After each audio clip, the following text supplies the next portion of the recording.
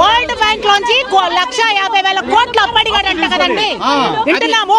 ఇప్పుడు వాళ్ళ స్థలం చూపించమని అడుగుతుంటే మూసీలో ఉన్న మా ఇంట్లో మేము డబ్బులు పెట్టి కొనుక్కునే అడుగుతాడా? ఇది ఎంతవరకు న్యాయం?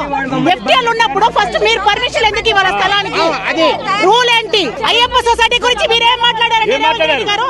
చెప్పారు కదా ఎల్ఆర్ఎస్లు తీసుకుంటాం, పైసా కూడబెట్టుకుంటాము, తీసుకుంటామని. ఇప్పుడు మీరు చేసేదేంటి?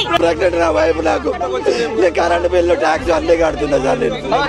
నేను వచ్చి ఇప్పుడు నా భార్య 29 నెలల కడుపు పెట్టుకోండి. నేను ఎక్కడ పోవాలి సార్? నేను ఎక్కడ పోవాలి? ఇల్లు కాల్ చేస్తారా? నా దగ్గర ఒక్క రూపాయి కూడా లేదు సార్. ఒక ప్రెగ్నెంట్ ఒక లేడీ ప్రెగ్నెంట్ కడుపుతో ఉన్నప్పుడు ఇప్పుడు అమ్మాయి రేవంత్ రెడ్డి అమ్మాయి పోవాలి సార్? చాలా పడకవాడు. ఎక్కడ పోవాలి సార్? నా సొంత వదిలిపెట్టి డబల్ బెడ్రూమ్ బొమ్మట మేము ఎందుకు పోతాం సార్ అక్కడికి? ఎక్కడ పోవాలి? నా పిల్లల స్కూల్ చిన్న పిల్లగాడు సార్, 2 సంవత్సరాల పిల్లగాడు. ఇప్పుడు మా ఆమె ప్రెగ్నెంట్ ఉంది సార్.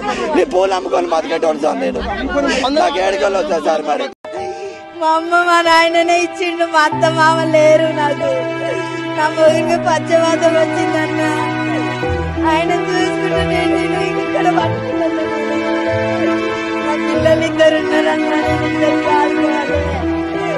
నేను ఇంటికి రైలు కట్టలేనన్నా.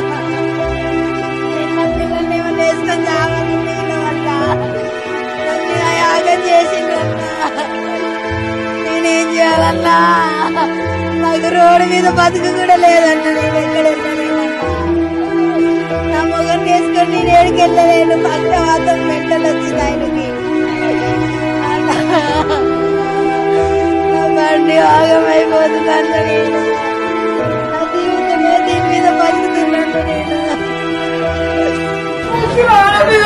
నేను ఏం చేసుకోవాలి? మాట్లాడదాం మేడం, అందుకే భయపడి మాట్లాడుతున్నాను. చెప్తాను.